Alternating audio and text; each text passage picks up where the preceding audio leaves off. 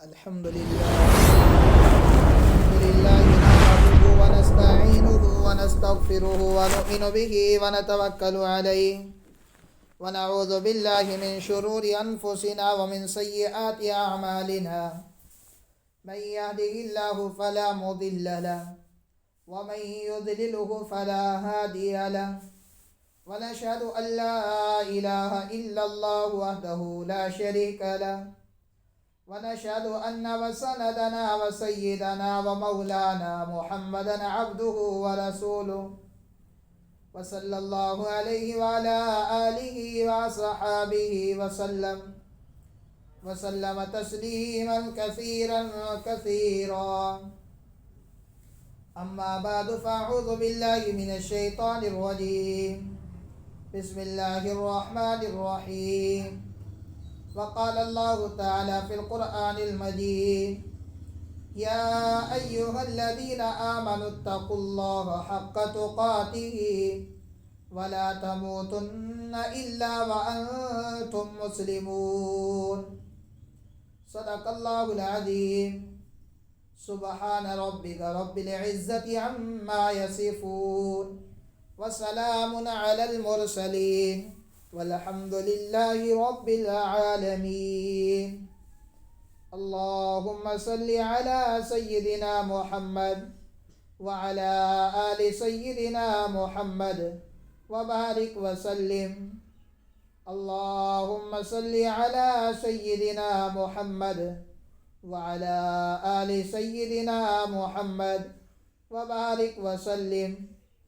اللهم صل على سيدنا محمد وعلى آل سيدنا محمد وبارك وسلم تسليما كثيرا كثيرا. اللہ رب کریم کا فضل ہے کہ اللہ رب کریم نے ہم سب کو اس مجلس کے اندر دوبارہ سے بیٹھنے کی توفیق عطا فرمائی ہے. یہ ہماری مجلس 15 دن میں ایک مرتبہ قائم ہوتی ہے. اس مرتبہ سفر کے عذر کی وجہ سے اس کے اندر تاخیر ہوئی ہے، مگر اللہ کا احسان کہ اللہ تعالیٰ نے دوبارہ پھر ہم سب کو اس میں مل بیٹھنے کی توفیق عطا فرمائی ہے. دعا ہے اللہ تعالیٰ سے کہ اللہ تعالیٰ ہم سب کا یہ مل بیٹھنا اپنی بارگاہ میں قبول فرمائے. ابھی آپ حضرات کے سامنے قرآن کریم کی آیت کی تلاوت کی ہے، جس کے اندر اللہ رب کریم نے بیان کیا: یا ایھا الناس اتقوا ربکم، اے لوگو اپنے رب سے ڈرو. اور ایک جگہ اللہ تعالیٰ نے فرمایا ہے: یا ایھا الذین آمنوا اتقوا اللہ حق تقاتہ. ایمان والوں کے لیے خاص ہے، مردوں کے لیے بھی ہے، عورتوں کے لیے بھی ہے، سب کے لیے خاص ہے کہ اے ایمان والو اللہ تعالیٰ سے ڈرو جیسا کہ اس سے ڈرنے کا حق ہے. آدمی اعمال صالحہ کرے تب بھی اللہ تعالیٰ سے ڈرے کہ یہ اعمال اس قابل نہیں کہ اللہ تعالیٰ کو پسند آ جائیں. ہمارے اعمال اس قابل نہیں کہ اللہ تعالیٰ ان کو قبول فرمائیں. اس بات سے ڈریں کہ اعمال جس درجے کے ہمیں کرنے چاہیے تھے اس درجے کے اعمال ہم سے نہیں ہو سکے. اس بات سے ڈریں کہ اللہ تعالیٰ ان کو قبول فرمائیں گے یا نہیں فرمائیں گے. اس بات سے ڈرتا رہے انسان. کہیں ایسا نہ ہو کہ یہ کیے دھرے سب کے سب اعمال ایک دن اللہ رب کریم ان کو جو ہے ہمارے اوپر پھینک دے اور اس میں سے کسی بھی عمل کو اللہ قبول نہ فرمائے. اللہ کی شان بڑی شان ہے، اس لیے ہمیں اللہ سے اعمال صالحہ کرتے ہوئے بھی ڈرنا چاہیے. جائے گا پھر ہم لوگ اعمال سیئہ، برے اعمال، گناہ کرتے ہوئے کیوں نہ اپنے پروردگار سے ڈریں. انسان ہر ایک گناہ کرتے وقت اپنے رب سے ڈرے. جب انسان کے دل کے اندر اللہ کا ڈر آئے گا، جب انسان کے دل کے اندر اللہ کا خوف آئے گا تو انسان ہر ایک برائی سے محفوظ رہے گا. اور جب تک انسان کے دل کے اندر اللہ کا ڈر نہیں، اللہ کا خوف نہیں، تو انسان اعمال سیئہ سے کیا دور رہے، بلکہ اعمال صالحہ بھی اپنے بیکار کر لیتا ہے۔ اعمال صالحہ بیکار کرنے سے مراد انسان نماز پڑھتا ہے، اللہ کا ڈر دل میں نہیں، تو یوں خیال کرتا ہے کہ لوگ دیکھ کر نمازی کہیں، ریاکاری جس کو کہا جاتا ہے، کہ انسان پھر نماز بھی لوگوں کو دکھانے کے لیے پڑھتا ہے، روزہ رکھتا ہے تو اس کے اندر بھی ریا داخل ہو جاتا ہے، زکوٰۃ ادا کرتا ہے تو اس کے اندر بھی ریا داخل ہو جاتا ہے۔ اللہ کا ڈر اگر دل میں ہوگا تو صرف اللہ کو راضی کرنے کے لیے، اللہ کو خوش کرنے کے لیے، اللہ کو دکھلانے کے لیے انسان اعمال صالحہ کو اختیار کرے گا۔ اور اگر دل میں اللہ کا ڈر نہیں، دل میں اللہ کا خوف نہیں، پھر انسان نمازیں اس لیے پڑھتا ہے کہ لوگ مجھے نمازی سمجھیں، لوگ مجھے دیندار سمجھیں، لوگ مجھے اچھا سمجھیں، اس لیے انسان پھر اعمال صالحہ کو اختیار کرتا ہے۔ اور جب اللہ کا ڈر ہوتا ہے تو اللہ کو خوش کرنے کے لیے، اپنے رب کو اپنے سے راضی کرنے کے لیے انسان اعمال صالحہ کو اختیار کرتا ہے۔ اسی لیے فرمایا اللہ تعالیٰ نے، یا ایھا الذین آمنوا اتقوا اللہ حق تقاتہ، اے ایمان والو اللہ تعالیٰ سے ایسا ڈرو جیسا کہ اس سے ڈرنے کا حق ہے۔ جب انسان اپنے پروردگار سے ایسا ڈرنے لگتا ہے جیسا کہ اس سے ڈرنے کا حق ہوتا ہے، تو پھر انسان اعمال صالحہ اللہ کی رضا کے لیے کرتا ہے، اعمال سیئہ سے اللہ کی رضا کے لیے دور ہوتا ہے، نہ کہ دنیا والوں کے لیے، کہ لوگ دیکھیں گے تو کیا کہیں گے کہ یہ ایسا نمازی آدمی بھی فلاں گناہ میں مشغول ہے، یہ ایسا دیندار آدمی بھی فلاں گناہ کرتا ہے۔ اس لیے نہیں، بلکہ اللہ کی رضا کے لیے، اللہ کے خوشنودی کے لیے، اللہ تعالیٰ کے لاڑ کے لیے انسان پھر گناہوں سے بچتا ہے، کہ اگر میں نے یہ گناہ کیا تو اللہ کا لاڑ مجھ سے جاتا رہے گا، اللہ کی محبت مجھ سے دور ہو جائے گی، اللہ تعالیٰ کی رضا اور خوشنودی مجھ سے چلی جائے گی، اللہ کی ناراضگی، اللہ کا غضب، اللہ کا غصہ میرے اوپر آئے گا۔ جب انسان کے دل کے اندر اللہ کا خوف ہوتا ہے، پھر یہ خیالات انسان کے دل میں آتے ہیں اور انسان اعمال سیئہ سے، گناہوں سے دور ہو جاتا ہے۔ اور اس کے بعد اللہ تعالیٰ نے فرمایا، وَلَا تَمُوتُنَّ إِلَّا وَأَنْتُمْ مُسْلِمُونَ، کہ تم میں سے کسی آدمی کو، مرد اور عورت کو موت نہ آئے مگر تم پورے مسلمان ہو۔ اور مسلمان کون ہوتا ہے؟ مسلمان وہی ہوتا ہے جس کے پاس اعمال صالحہ ہوتے ہیں اور اعمال سیئہ سے وہ دور رہتا ہے، اس کو مسلمان کہتے ہیں۔ انسان کی 3 قسمیں ہیں دنیا کے اندر، انسانوں کی 3 قسمیں ہیں دنیا کے اندر، جس کو ہمارے پیر محترم حضرت مولانا شاہ عظیم الدین امبیڈوی نور اللہ مرقدہ بیان کیا کرتے تھے کہ انسانوں کی 3 قسمیں ہوتی ہیں۔ نمبر 1 ناقص، نمبر 2 کامل، نمبر 3 اکمل۔ ناقص اس انسان کو کہتے ہیں کہ جس سے گناہوں پر گناہ ہوتے چلے جاتے ہیں مگر توبہ کی توفیق اسے نصیب نہیں ہوتی، وہ انسان ناقص ہوتا ہے۔ اور کامل اس انسان کو کہتے ہیں کہ جس سے کبھی کوئی گناہ ہو گیا ہو مگر وہ فوری طور پر اپنے رب کے سامنے توبہ کر لیتا ہے، اور توبہ کرنے کے بعد اعمال صالحہ کی طرف راغب رہتا ہے، اعمال صالحہ کی طرف متوجہ رہتا ہے، اعمال صالحہ کو اپنی زندگی کے اندر اختیار کرتا رہتا ہے، اس انسان کو کامل کہتے ہیں۔ اکمل اس انسان کو کہتے ہیں کہ جس سے زندگی میں کوئی گناہ ہی نہ ہو۔ حضرت فرمایا کرتے تھے کہ اے لوگوں، ناقص بن کر کبھی زندگی نہ گزارنا، کامل بن کر ہمیشہ زندگی گزارتے رہنا، اور اکمل بننے کی اپنی زندگی میں کوشش کرتے رہنا۔ اگر اس ترتیب پر زندگی آ گئی تو انسان کامیاب ہو جاتا ہے، اور اگر اس ترتیب پر ہماری زندگی نہ آ سکی تو انسان ناکام و نامراد ہو جاتا ہے۔ مسلمان کہتے ہی ہیں کامل انسان کو، جو ناقص ہوتا ہے وہ مسلمان نہ کہاں ہوتا ہے، وہ تو اللہ کی نافرمانیوں میں مشغول رہتا ہے، اللہ تعالیٰ کی خلاف ورزی کرتا رہتا ہے۔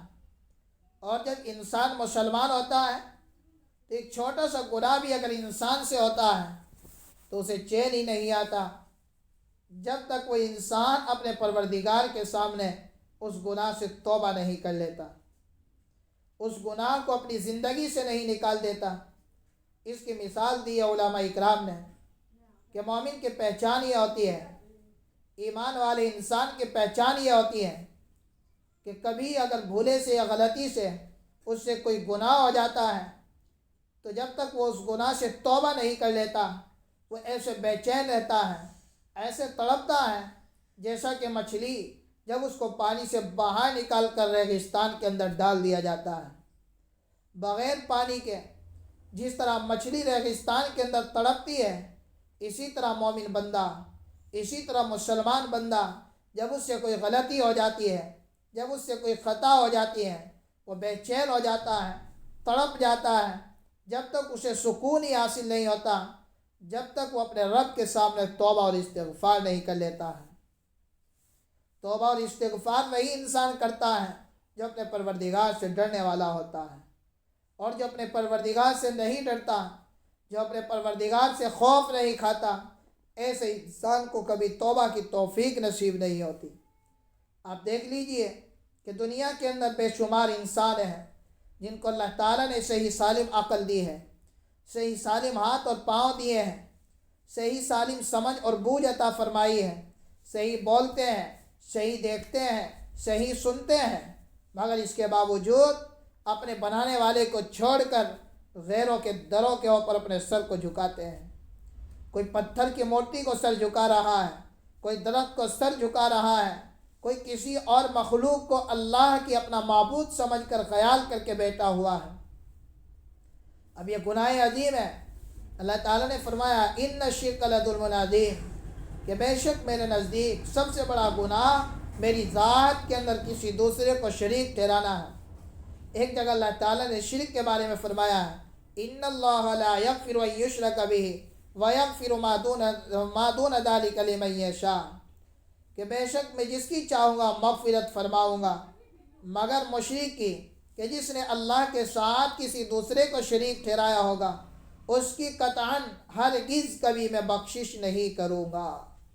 یہ اللہ تعالیٰ کا فرمان ہے، مگر اس کے باوجود جو لوگ اس شرک کے اندر مبتلا ہیں وہ کبھی توبہ کی طرف متوجہ نہیں ہوتے ہیں، اور اللہ تعالیٰ ان کو توبہ کی توفیق بھی نہیں دیتے ہیں، کیونکہ ان کے دلوں کے اندر اللہ کا خوف نہیں ہے، اللہ کا ڈر نہیں ہے، اللہ کے غیر کا ڈر ان کے دلوں کے اندر بیٹھا ہوا ہے۔ اور جس انسان کے دل کے اندر اپنے رب کا ڈر آ جاتا ہے، اپنے پروردگار کا خوف آ جاتا ہے، اپنے رب سے انسان ڈرنے لگتا ہے، تو وہ انسان اگر ذرا سی بھی نافرمانی اللہ کی ہوتی ہے تو فوراً اپنے پروردگار کے سامنے توبہ کرتا ہے، فوراً اپنے رب کے حضور متوجہ ہو جاتا ہے۔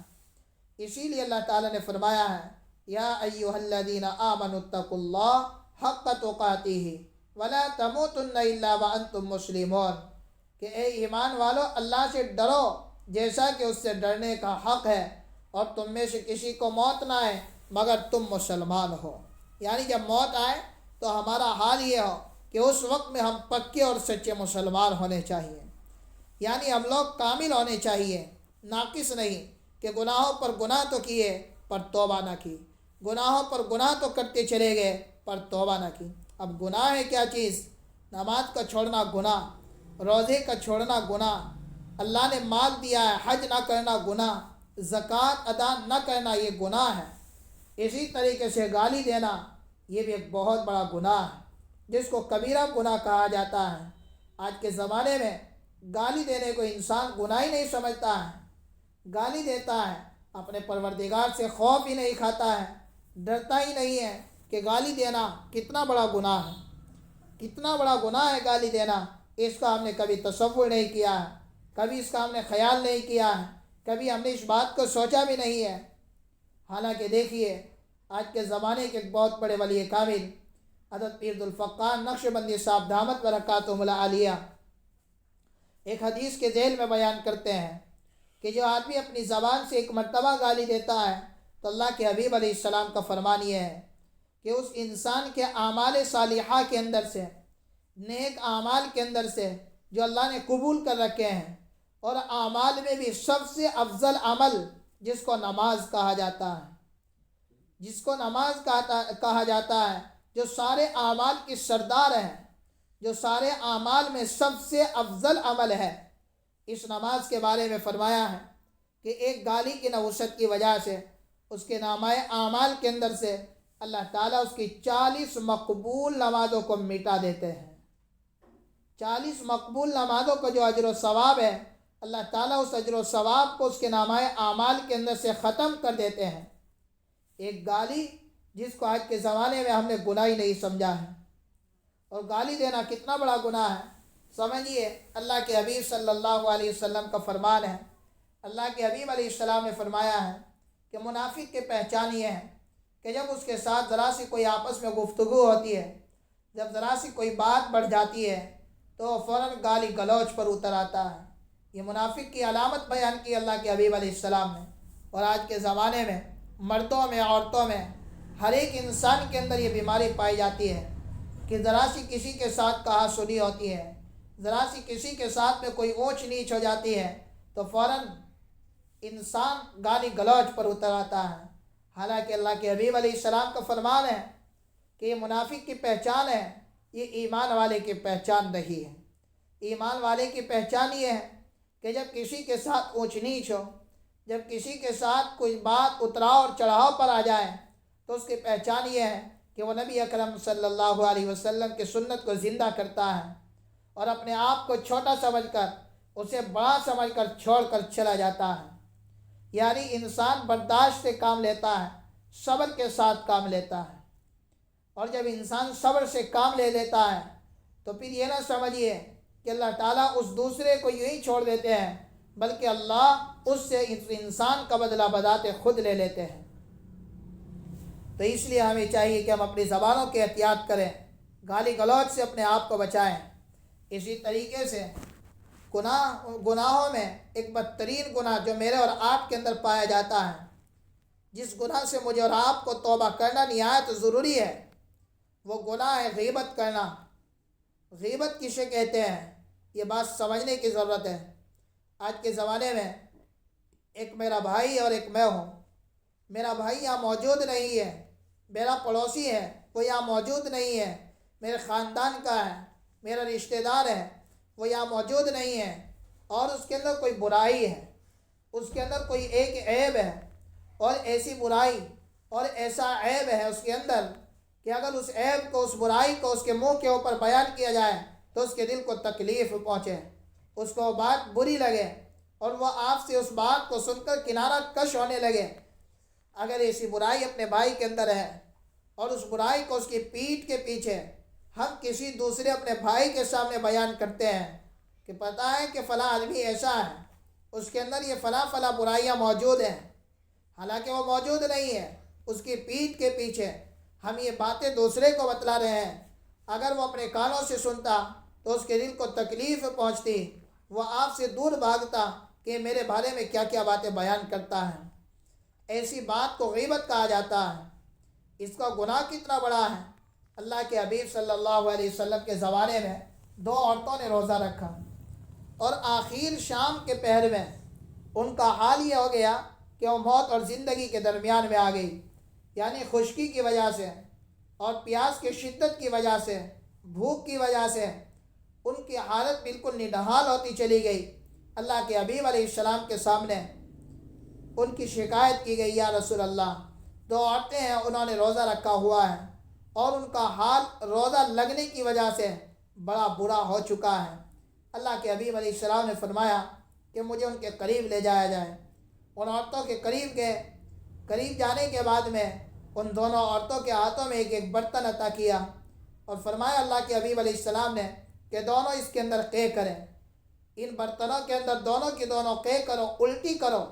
صحابہ اکرام حیران اور پریشان، یا رسول اللہ روزے سے ہیں، کچھ کھایا پیا نہیں، جس کی وجہ سے ان کی حالت نڈھال ہوتی چلی گئی ہے، اور آپ فرما رہے ہیں کہ قے کرے۔ قے تو وہ کرے جس کے پیٹ کے اندر کچھ ہوتا ہے، یہ تو بھوک اور پیاس کی وجہ سے زیادہ نڈال ہو گئی، ان کی بری حالت ہو گئی ہے۔ اللہ کے حبیب علیہ السلام نے فرمایا کہ نہیں، تمہیں خبر نہیں، ان دونوں نے روزہ رکھنے کے بعد اپنے مردار بھائی کا گوشت کھایا ہے۔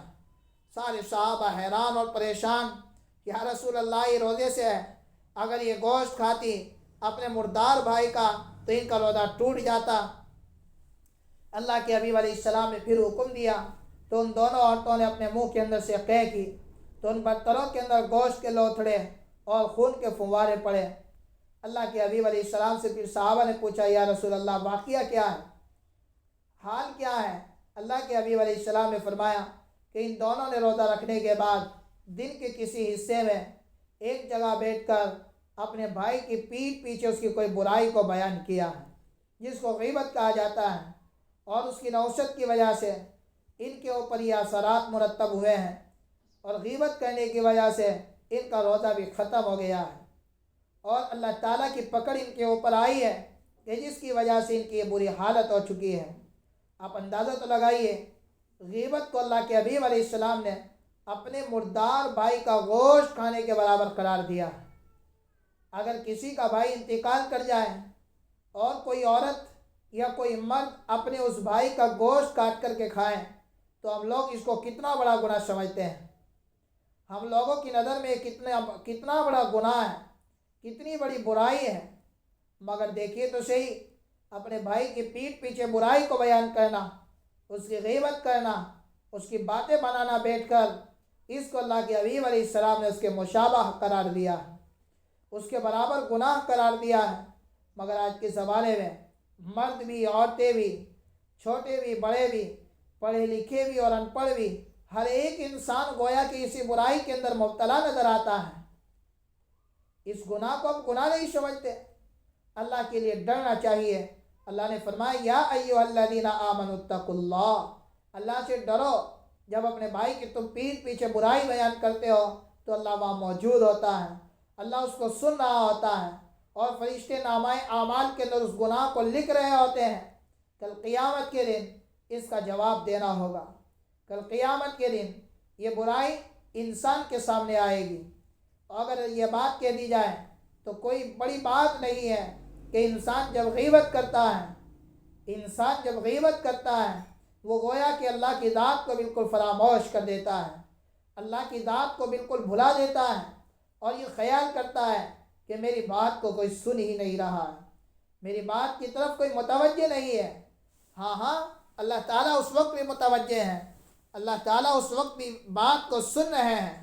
تو اس لیے غیبت کو، اس برائی کو، اس گناہ کو مجھے اور آپ کو اپنی زندگی سے نکالنا چاہیے، اور اس کو گناہ کبیرہ، بڑا گناہ سمجھنا چاہیے۔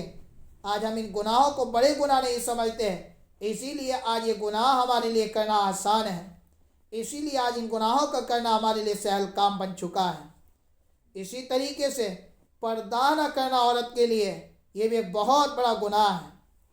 اللہ رب کریم جب کوئی عورت زمین کے اوپر بے پردہ چلتی ہے، جب کوئی عورت زمین کے اوپر اپنے چہرے کو کھول کر کے محرم کو دکھاتے ہوئے جاتی ہے، اللہ رب کریم کو بڑا غضب آتا ہے، اللہ رب کریم کو بڑا غصہ آتا ہے، بڑا جوش آتا ہے۔ گویا کہ اس بندی کو اللہ تعالیٰ چاہتے ہیں کہ اس کو زندہ ہی زمین کے اندر گاڑ دیا جائے، یہی کہ جہنم کی آگ آ کر اسے دنیا کے اندر جھلس دے۔ یہ اللہ کا غضب ہوتا ہے، یہ اللہ کا غصہ ہوتا ہے اس عورت کے اوپر جو پردہ زمین کے اوپر گھومتی ہے۔ ہاں، اس مرد کے لیے بھی یہی حکم ہے، جو مرد اپنی نگاہوں کی حفاظت نہیں کرتا ہے، غیر محرم کے اوپر اسے ڈالتا ہے، غیر محرم کو اپنی آنکھوں سے تاڑ کر دیکھتا ہے، یہ گناہ کوئی چھوٹا گناہ نہیں ہے، یہ کبیرہ گناہ ہے، یہ بڑا گناہ ہے کہ جس گناہ کی نحوست کی وجہ سے انسان کے اعمال تباہ ہو جاتے ہیں، انسان کے اعمال برباد ہو جاتے ہیں۔ اگر انسان حج کا فریضہ ادا کر رہا ہو اور کسی غیر محرم کے اوپر اپنی نگاہ کو تاڑ کر ڈالتا ہے، اس کا حج رد کر دیا جاتا ہے۔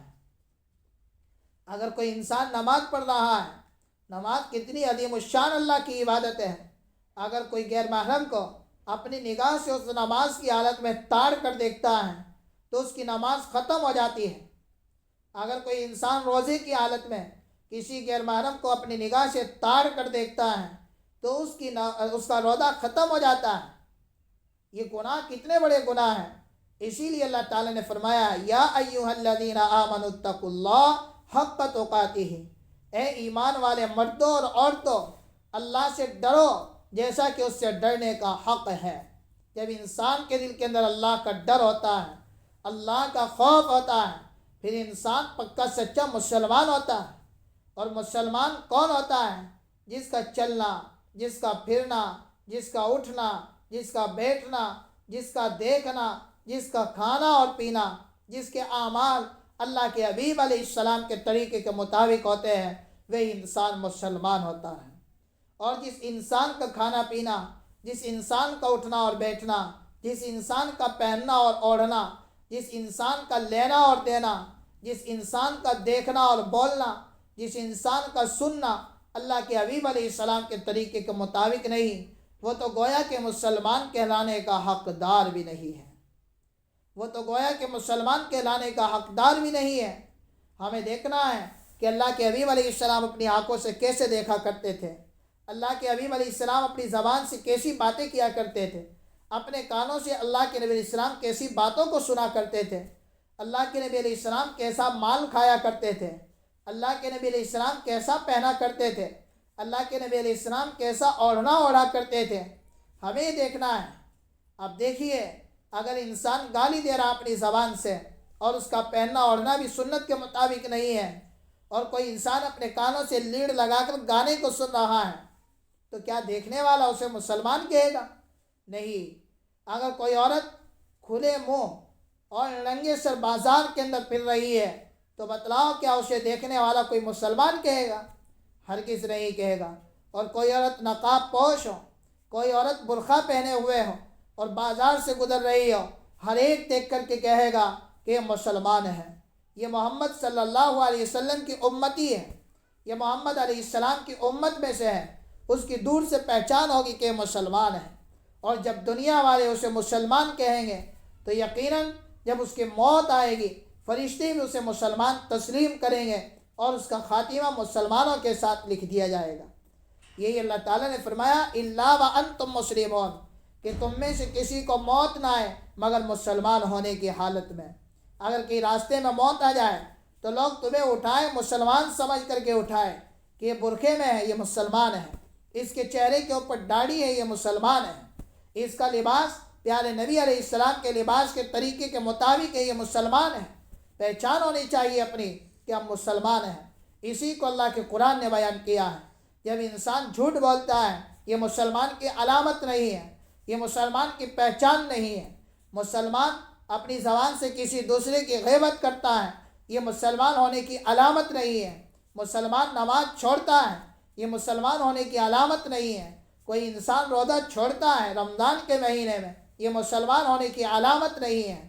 کوئی انسان اور دیگر گناہوں کے اندر مشغول ہوتا ہے، یہ مسلمان ہونے کی علامت نہیں ہے، یہ مسلمان ہونے کی پہچان نہیں ہے۔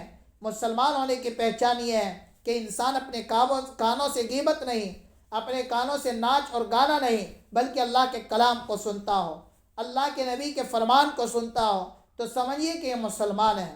اپنی آنکھوں سے غیر محرم کو نہیں، بلکہ صبح و شام اللہ کے قرآن کی زیارت کرتا ہو، اپنی زبان سے اللہ کے کلام کی تلاوت کرتا ہو، اللہ کی تعریف، اللہ کی حمد کو بیان کرتا ہو، تو سمجھیے کہ یہ انسان مسلمان ہے۔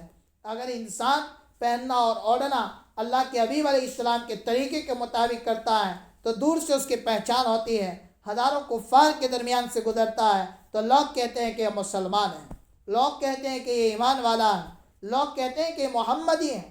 اگر یہ پہچان ہماری دنیا میں ہوگی تو یہی پہچان مرنے کے بعد قیامت کے دن بھی اللہ کی بارگاہ میں ہوگی کہ یہ مسلمان تھا، یہ ایمان والا تھا، اس کی زندگی اعمال صالحہ کے ساتھ لبریز تھی، اعمال سیئہ سے، گناہوں سے یہ انسان پاک تھا۔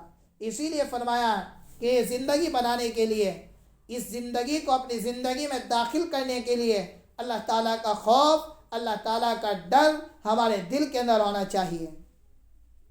جب انسان کے دل کے اندر اپنے ماں باپ کا ڈر ہوتا ہے تو انسان دنیاوی ہر ایک برائی سے دور ہو جاتا ہے، ہر ایک اچھائی کو اپنی زندگی کے اندر داخل کرتا ہے، اور جب ماں باپ کا ڈر کسی اولاد کے دل سے نکل جاتا ہے پھر اس کے من میں جو آتا ہے اسی کو کر گزرتا ہے۔ یہی حال اللہ اور بندے کے درمیان ہے کہ جب بندے کے دل میں اللہ کا ڈر ہوتا ہے، جب بندے کے دل میں اللہ کا خوف ہوتا ہے تو پھر انسان ہر ایک گناہ سے بچتا ہے، ہر ایک اچھے عمل کی طرف متوجہ ہو جاتا ہے، ہر ایک اچھے عمل کو اپنی زندگی میں داخل کر لیتا ہے۔ اور جب اللہ کا ڈر کسی انسان کے دل سے نکل جاتا ہے تو انسان اپنی مرضی کا مالک ہو جاتا ہے، جیسے چاہتا ہے ویسے اپنی زندگی کو گزارتا ہے۔ اور یاد رکھیں یہ دنیا کی زندگی ایک عارضی زندگی ہے، ایک فنا ہو جانے والی زندگی ہے، ایک ختم ہو جانے والی زندگی ہے، کبھی باقی رہنے والی زندگی یہ نہیں ہے۔ اس اتنی سی زندگی کے اندر، اتنی سی چھوٹی سی زندگی کے اندر اگر آج ہم نے رب چاہی زندگی گزاری، اللہ کی مرضی کے مطابق زندگی گزاری، تو یاد رکھیں اس کی زندگی کے ختم ہونے کے بعد ایک اتنی بڑی زندگی شروع ہونے والی ہے کہ جو لامحدود ہے، جس کی کوئی حد نہیں، جس کی کوئی انتہا نہیں، جو کبھی ختم ہونے والی نہیں۔ وہ اتنی بڑی زندگی انسان پھر اپنی مرضی کے مطابق گزارے گا۔ اور اگر آج یہ چھوٹی سی زندگی میں نے اور آپ نے اپنی مرضی کے مطابق گزاری کہ جیسے دل میں آیا ایسے ہی کر لیا اور جیسے نہیں آیا اس کو چھوڑ دیا، تو یاد رکھے پھر وہ زندگی جو لامحدود ہے، جو کبھی ختم نہ ہونے والی زندگی ہے، وہ رب چاہی زندگی ہوگی۔ جیسے رب چاہیں گے ایسے پھر جہنم کے اندر رہنا ہوگا، اس سے نکلنا نہیں ہوگا۔ اللہ نے فرمایا ہے اولئک اصحاب النار ہم فیہا خالدون، کہ جہنمیوں کو جب جہنم میں ڈال دیا جائے گا تو یہ ان لوگوں کا ٹھکانہ ہمیشہ ہمیش کا ٹھکانہ ہوگا، جو کبھی ختم ہونے والا ٹھکانہ نہیں ہوگا۔ یہ کیسی زندگی آج ہم لوگ اپنی بنانے جا رہے ہیں؟ تو اس لیے ہمیں چاہیے کہ ہم اپنی زندگی کو درست بنائیں، اپنی زندگی کو صحیح اور سالم بنائیں اور اپنے اعمال کو درست کرنے کی کوشش کریں۔ بس آج کے سبق میں یہی سبق ہے کہ ہر طرح کی برائی سے سب سے پہلی برائی جو میرے اور آپ کے اندر پائی جاتی ہے وہ گالی اور گلوچ ہے۔ دوسری زندگی میں جو برائی پائی جاتی ہے وہ دوسری برائی ایک دوسرے کی غیبت کرنا ہے، ایک دوسرے کے پیٹھ پیچھے اس کی برائیوں کو بیان کرنا ہے۔ اس سے بھی میں اور آپ توبہ کریں اور عمل صالحہ کے اوپر ہم مداومت کو اختیار کریں۔ اللہ مجھے بھی آپ کو بھی آج کے سبق کے اوپر عمل کی توفیق عطا فرمائے۔ 3 مرتبہ قل واللہ احد کی صورت ایصال ثواب کے لیے تمام مرحومین کے لیے پڑھ لیں۔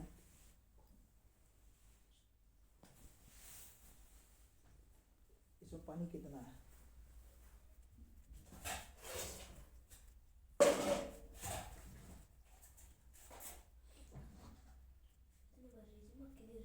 مکھی نکال دے باہر، ڈبو گئے بھر جائیں گے کپوں میں آدھا کپ، آدھا کپ بھر مکھی باہر نکال دے۔ اس میں بھرو، آدھا کپ بھرو۔ ارے اندر ڈبو گئے، ایک ڈبو بس اندر کپ، سارے نے ڈبو گئے۔ ہاں بس ٹھیک ہے، سارے نے ڈبو گئے۔ یہ دیکھ عورتیں دیکھو کتنی ہیں، پھر اسی حساب سے نکالنا۔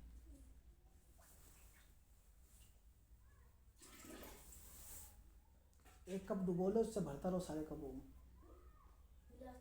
ہاں ایک گلاس سے بھر دو، سارے کپوں کو بھرتا ہوں۔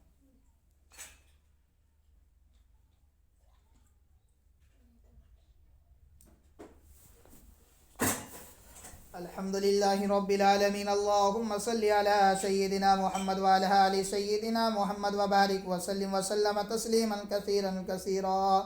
اللہم ربنا آتنا فی الدنیا حسنۃ وفی الآخرۃ حسنۃ وقنا عذاب النار۔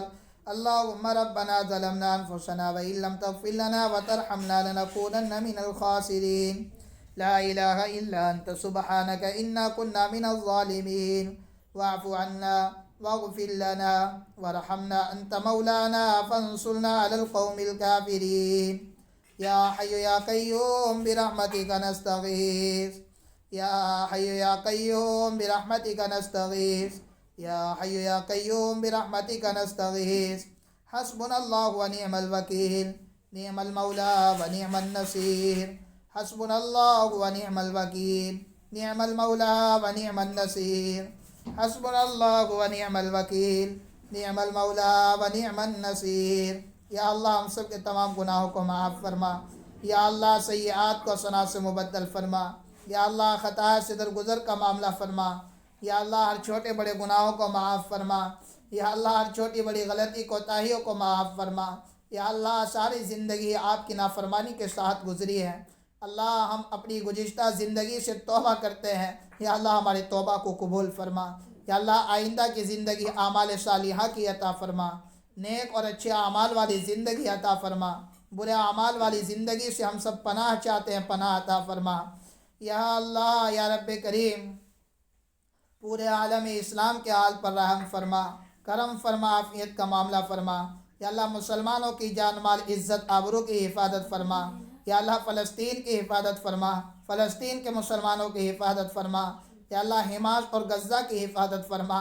یا اللہ مسجد اقصی بیت المقدس کی حفاظت فرما۔ یا اللہ ہمارے ملک کی تمام مساجدوں کی حفاظت فرما، مدارس، مکاتب، خانقاہ، تبلیغی مراکز کی حفاظت فرما۔ یا اللہ حرمین شریفین کی حفاظت فرما۔ یا اللہ ہم سب کو بار بار حج مقبول، حج مبرور کی زیارت کی سعادت عطا فرما۔ یا اللہ بار بار حرمین شریفین کی حاضری کی سعادت نصیب فرما۔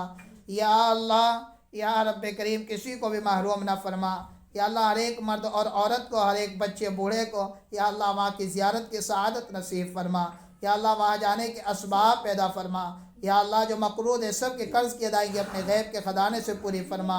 یا اللہ جن گھروں کے اندر بچے اور بچیاں بے نکاحی بیٹھے ہوئے ہیں، یا اللہ اپنے غیب کے خزانے سے نیک صالح رشتے عطا فرما۔ جن کے رشتے ہو چکے ہیں نکاحوں کے اسباب پیدا فرما، جن کے نکاح ہو چکے ہیں جوزین میں رشتہ داریوں میں پیار محبت عطا فرما۔ یا اللہ ان کو نیک صالح اولاد عطا فرما۔ یا اللہ جن کے یہاں صرف لڑکیاں ہیں ان سب کی گود میں نیک صالح لڑکے عطا فرما۔ یا اللہ جو بہنیں ہیں یا اللہ وہ بھائیوں کی منتظر رہتی ہیں، یا اللہ ایسی بہنوں کو نیک صالح بھائی عطا فرما۔ یا اللہ جس کی اولاد ماں باپ کی نافرمان ہے ان اولادوں کو ماں باپ کی فرما بردار بنا۔ یا اللہ جو پریشان حال ہیں سب کی پریشانیوں کو ختم فرما۔ یا اللہ جو بے روزگار ہیں سب کو حلال برکت کا رزق عطا فرما۔ یا اللہ ہم سب کو حلال برکت کا رزق عطا فرما۔ یا اللہ ہم سب کے کھیت کھلیان میں برکت عطا فرما۔ یا اللہ دکانوں میں، تجارتوں میں برکت عطا فرما۔ یا اللہ آل و اولاد میں برکت عطا فرما۔ یا اللہ آپس میں پیار محبت عطا فرما۔ یا اللہ نفرت سے، عداوت سے، بغض سے، حسد سے، کینہ سے، دشمنی سے ہم سب کی حفاظت فرما۔ یا اللہ پوری امت مسلمہ کی جان مال عزت آبرو کی حفاظت فرما۔ یا اللہ ہمارے اس ملک کے اندر امن و امان کو قائم فرما۔ یا اللہ ہمیں نمازوں کا شوق عطا فرما۔ یا اللہ تلاوت کا شوق عطا فرما۔ یا اللہ قرآن کی دولت سے ہم سب کو، ہم سب کی آل و اولاد کو مالا مال فرما۔ یا اللہ یا رب کریم آپ کے جو بندے اور بندیاں دعاؤں کے لیے کہتے ہیں یا ہم سے توقع رکھتے ہیں یا ہمارے اوپر ان کا حق ہوتا ہے، اللہ ان سب کی دلی جائز مرادوں کو پوری فرما۔ یا اللہ جو بیمار ہیں ان سب کو شفا عطا فرما۔ یا اللہ چودھری ایوب ان کے والد محترم بیمار چل رہے ہیں، یا اللہ ان کو شفا عطا فرما، صحت دائمہ عاجلہ مستمرہ عطا فرما۔ یا اللہ جو کچھ پڑھایا گیا ہے یا اللہ تقریباً 1 مہینہ ہو چکا ہے، یا اللہ سب کا پڑھنا پڑھانا قبول فرما۔ یا اللہ اس سب کا ثواب حضرت محمد صلی اللہ علیہ وسلم کے مبارک کو عطا فرما۔ آپ کے بعد آپ کے وسیلے سے حضرت آدم علیہ السلام سے لے کر آج تک امت مسلمہ کے اندر سے مرد اور چھوٹے بڑے جو لوگ رخصت ہو چکے ہیں، اللہ ان سب کے ارواحوں کو اس کا ثواب عطا فرما۔ یا اللہ اس پوری بستی کے اندر سے، پورے گاؤں کے اندر سے جو لوگ آپ کے نام لیوا رخصت ہو چکے ہیں، اللہ مرد عورت ان سب کے ارواحوں کو اس کا ثواب عطا فرما۔ یا اللہ قبروں کے اندر کروٹ کروٹ راحت عطا فرما، جنت الفردوس میں اعلیٰ علیین میں مقام عطا فرما۔ یا اللہ یا کریم ہم سب کے دلی جائز مرادوں کو پوری فرما۔ یا اللہ جب تک دنیا میں نے اسلام کے شان کے ساتھ باقی رکھنا، اسلامی شعار کے ساتھ باقی رکھنا، یا اللہ جب دنیا سے جانے کا وقت آئے ایمان پر خاتمہ نصیب فرما۔ یا اللہ کلمے کی شہادت کی موت عطا فرما، بعد مرنے کے آخرت کے منازل کو آسان فرما۔ یا اللہ اس مدرسے کے اپنے غیب کے خزانے سے انتظامات مہیا فرما۔ یا اللہ جو اس کو پیار کی نگاہ سے دیکھتے ہیں، یا اللہ جو اس کی طرف یا اللہ راغب ہوتے ہیں، اس کی امداد کرتے ہیں، اللہ ان سب کو قبول فرما۔ یا اللہ جو اسے دعاؤں میں یاد رکھتے ہیں، یا اللہ جس بھی کار خیر سے یاد کرتے ہیں، اللہ سب کو دن 2 گنی رات 4 گنی ترقی عطا فرما۔ یا اللہ سب کی جان مال عزت آبرو کی حفاظت فرما۔ یا اللہ اس مدرسے کو دن 2 گنی رات 4 گنی ترقی سے مالا مال فرما۔ یا اللہ اس کا فیض پورے عالم کے اندر جاری و ساری فرما۔ یا اللہ اس کی تعلیم کو مضبوط فرما۔ یا اللہ اس کے پڑھنے پڑھانے والوں کو مضبوط فرما۔ یا اللہ ان کے انتظامات ہر طرح کی ضروریات کے اپنے غیب کے خزانے سے پورا فرما۔ یا اللہ یہ بظاہر کچا ہے مولا تیرا کلام اس کے اندر پڑھا اور پڑھایا جاتا ہے، یا اللہ اپنے کلام کی برکت سے اس کی ساری ضروریات کو اپنے غیب کے خزانے سے پورا فرما۔ یا اللہ جو مانگا ہے وہ عطا فرما، جو مانگنے سے رہ گیا ہے وہ بن مانگے عطا فرما۔ اللہ کریم ہم سب کی اس دعا کو اپنے پیارے نبی حضرت محمد مصطفیٰ صلی اللہ علیہ وسلم کے صدقے طفیل سے قبول منظور فرما۔ آمین وصلی اللہ تعالیٰ علی خیر خلقہ محمد وآلہ وصحبہ اجمعین برحمتک یا ارحم الراحمین۔ یہ تو رہنے دو، ایسے ہی پلا دو لے جا کر کے، ٹھیک ہے؟ سبھی مستورات بیٹھی رہے ہیں، بچے آپ کے پاس آ رہے ہیں مکہ مکرمہ کا تحفہ زمزم لے کر، مدینہ منورہ کا تحفہ کھجور لے کر۔ بچوں جاؤ، ایک ایک کپ پانی کا سب کو پلاؤ زمزم کا، اور دو دو کھجور سب کو دو۔ زمزم پینے کی سنت یہ ہے، اللہ کے نبی علیہ السلام نے زمزم بیٹھ کر بھی پیا، کھڑے ہو کر کے بھی پیا ہے۔ کھڑے ہو کر زمزم پینا یہ زیادہ افضل ہے کعبے کی طرف رخ کر کے، کیونکہ زمزم کے اندر شفا ہوتی ہے۔ جب انسان اسے کھڑے ہو کر پیتا ہے تو فوری طور پر پورے بدن کے اندر یہ پھیل جاتا ہے، جو اس کی شفا ہوتی ہے وہ بھی انسان کو فوری طور پر حاصل ہوتی ہے۔ اللہ کے نبی علیہ السلام زیادہ تر کھڑے ہو کر زمزم کو پیا کرتے تھے۔